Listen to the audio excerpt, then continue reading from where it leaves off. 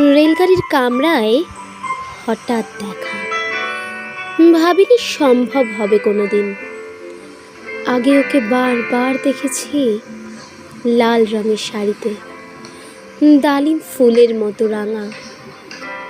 আজ পড়েছে কালো রেশমের কাপড়, আঁচল তুলেছে মাথায়।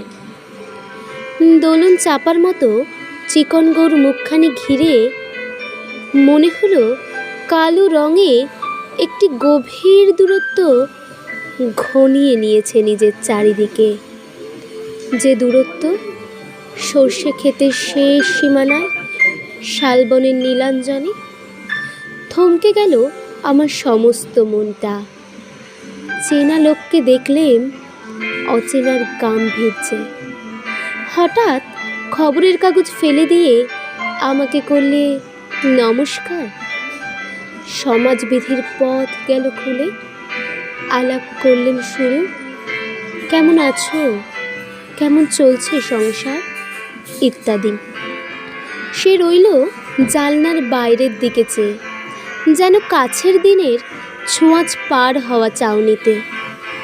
দিলে অত্যন্ত ছোট দুটো একটা জবাব, কোনোটা বা দিলেই না। বুঝিয়ে দিলে হাতের অস্থিরতা। কেন এসব কথা? এর চেয়ে অনেক ভালো চুপ করে থাকা। আমি ছিলাম অন্য বেঞ্চিতে ওর সাথীদের সঙ্গে। একসময় আঙুল নেড়ে জানালে কাছে আসতে। মনে হলো কম সাহস নয়। বসলুম ওর এক বেঞ্চিতে। গাড়ির আওয়াজের আড়ালে বললে মৃদু সুরে, কিছু মনে করো না। সময় কোথা সময় নষ্ট করবার? আমাকে নামতে হবে পরের স্টেশনে। দূরে যাবে তুমি, দেখা হবে না আর কোনো দিনই। তাই যে প্রশ্নটার জবাব এতকাল থেমে আছে, শুনবো তোমার মুখে। সত্য করে বলবে তো?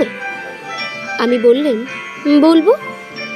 বাইরের আকাশের দিকে তাকিয়েই শুধোলো, আমাদের গেছে যে দিন, একেবারেই কি গেছে? কিছুই কি নেই বাকি? একটুকু রইলেম চুপ করে। তারপর বললেন, রাতের সব তারাই আছে দিনের আলোর গভীরে। খটকা লাগলো। কি জানি বানিয়ে বললেন নাকি? ও বললে, থাক এখন যাও ওদিকে। সবাই নেমে গেল পরের স্টেশনে। আমি চললেন একা।